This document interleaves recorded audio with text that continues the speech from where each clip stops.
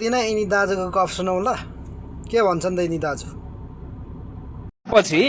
तपाईले सोच्नु भएको थियो एउटा मधेसी चाहिँ यो देशै हल्लाइदिन्छ मधेसीले प्रधानमन्त्री हुन्छ भनेर मधेसीको छोरो सोच्नु भएको थियो चुनावमा जाँदा तपाईले सोच्नु भएको थियो यो देशमा त्यो चाहिँ के अरे उहाँ महोत्तरीमा जन्मिएको काठमाडौँतिर मेयर भएको चाहिँ नि बालेन शाह उहाँ झापाको चाहिँ त्यत्रो चाहिँ केपी ओलीकै भाषामा चाहिँ जम्मै सम्भ्रान्त बसेको ठाउँमा लप्पै घोडा चढ्छ भनेर घोडै चढेर त्यसपछि गएर तपाईँलाई म अर्को भन्छु तपाईँको चाहिँ नि 40 वर्ष मुनिका चाहिँ नि मान्छेको क्याबिनेटमा यत्रो जमात हुन्छ सोच्नु भएको थियो इतिहासमा थियो 25 वर्ष उमेर भर्खर पुगेका मान्छे कतिजना संसदमा छन् सोच्नु भएको थियो हेर्नुहोस् उहाँ चाहिँ नि तपाईँको बदिनी कहाँ सुर्खेतकी बदिनी बादी पनि होइन बदिनी सुर्खेतकी बदिनी आज मन्त्री हुन्छ सोच्नु भएको थियो सब सम्भव बनाए बालन सरकार। तपाईलाई म के भन्छु भने तपाईले जे हिजो सोच्नु भएको थियो नि जे हिजो देख्नु भएको थियो त्यो केही पनि छैन सबै नयाँ छ अघि नै भनिसक्नु छैन राजदूतलाई चाहिँ प्रधानमन्त्रीले यसरी भेटेको 48 साल यता देख्नु भएको थियो बालुवाटारमा कोही मान्छे पस्न दिन्न भनेर प्रधानमन्त्रीले भने सुन्नु भएको थियो मान्य जम्मा भएर चाहिँ बसेका ठाउँमा प्रधानमन्त्री हुने मान्छे खोइ आएन त भन्दाखेरि चाहिँ नि तपाईँ नगएको हिजो देख्नु भएको थियो 4 जना मान्य बसेका ठाउँमा प्रधानमन्त्री गएर घ्ल्याप्पै अँगालो हाल्थे जम्मै तिमीहरू मेरो आऊ भन्थे मान्य बसेका छन् बोलाएको छ छैन सुन्नु भएको थियो चुनावमा हिँड्दाखेरि हिजो चाहिँ नि मान्छेले भाषण नगरिकन भोट पाउँदैन थिए हेर्नुहोस् अहिले बोल्दाखेरि बोलेर होइन त्यसो हल्लाएर चाहिँ यत्रो भोट ल्याएर देख्नु भएको थियो माला लाउँदाखेरि तपाईँको माला थापेर जम्मै आँखा छोपिसक्यो अझै यसो गरेर हिँडिरहेको देख्नु भएको थियो माला फुत्तै चाहिँ फालिदिएको देख्नु भएको थियो मान्य चाहिँ नि तपाईँको लगेर गएपछि प्रधानमन्त्री हुने मान्छेले यसो अँगालो मार्थ्यो र सिडिओ र एसपीलाई के भन्थ्यो मेरो मान्छे है के हो कसो हो तपाईँले सहयोग गर्नु भन्थ्यो उहाँ मान्य चाहिँ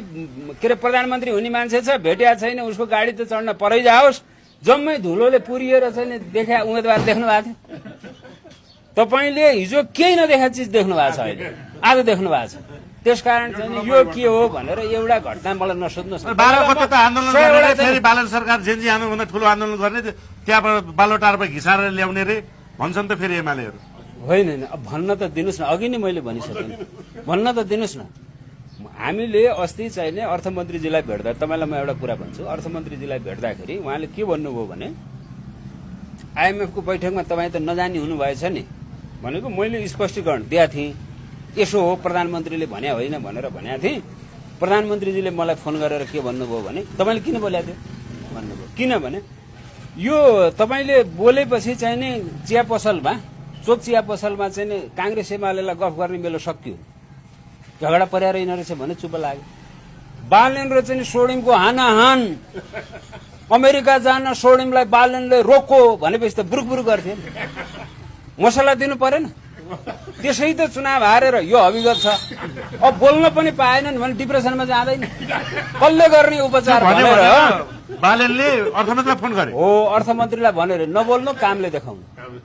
बजेटमा व्यस्त नीति कार्यक्रममा व्यस्त हो भने त्यही राम्रो बनाउनुतिर लाग्नु क्या ल्याएको दिन छापाइहाल्छन् बोलिरहनु पर्दैन भनेर अनि त्यहाँबाट त्यही भयो उनीहरूलाई यो कुरो अर्थमन्त्रीले भन्नुभयो हो प्रधानमन्त्री यस्तो हुनुहुन्छ भनेर हेर्नुहोस् सबै चिज नयाँ हेर्नुहोस् यस्तो भने कहिले सुन्नु भएको थियो सुनेको थियो आफै अहिले आफ्नै सांसदहरूलाई आफ्नै नजिकका इष्टमित्रहरूलाई वा कुनै पनि कूटनीतिक निकायहरूलाई बालुवाटार प्रवेश निषेध तपाईँ यतातिर नजानु अहिले के भइसकेको छ त भन्दाखेरि हिजो फलानाले यसो बोलो त्यसको अर्थ के त्यसको बोल्नुको पछाडि के भन्थ्यो अहिले के छ कोट त कालो लायो नि भित्र टी सर्ट छ किन त्यसो गर कानमा दुईपट्टि छैन नि एउटामा मात्रै टप छ किन दुईपट्टि लाएन टोपी मिलेन यतापट्टि ढल्किया छ यसको अर्थ हुन्छ गरेर चाहिँ के अरे त्यो नाकमा के अड्क्या होला गृहमन्त्रीले गरो बादल बोल्दा रिसाए नि हेर्नुहोस् तपाईँको हाउभाउलाई हेरेर विश्लेषण गर्नुपर्ने ठाउँमा पुर्याइदिइसकेको छ अब त्यही सिकेर बोलेर हुँदो रहेन रहेछ भने हिजो नबोली नहुने आज बोलेर हुँदो रहेन रहेछ भन्ने भएपछि नेता फेरि देख्नु भएको छ कि भएको छैन काङ्ग्रेसको गगन थापा बोले सुन्नु भएको छ त्यत्रो बाचाल बोल्न कसैले सक्दैन थियो भाषण अरूले चाहिँ नि 1 घण्टामा बोल भनेर भन्यो भने 3 घण्टा चाहिन्छ मलाई भन्थ्यो हेर्नुहोस् गगन थापा गगन थापा अनि प्रचण्ड पनि त अब बोलिरहेको सुन्नुहोस्, छैनन्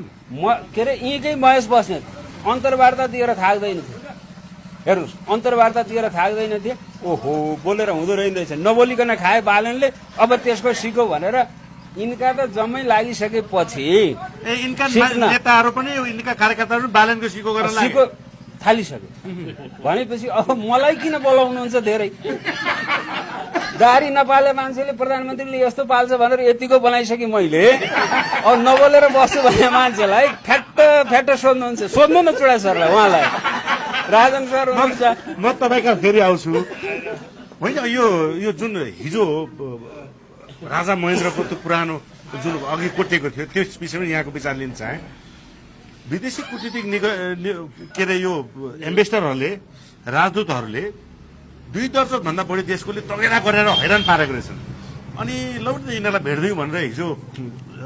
सिंहदरबारमै बोलाएर भेटे त्यो भेट गर्दाखेरि पहिले नै गरेर राजदूतहरू बसेको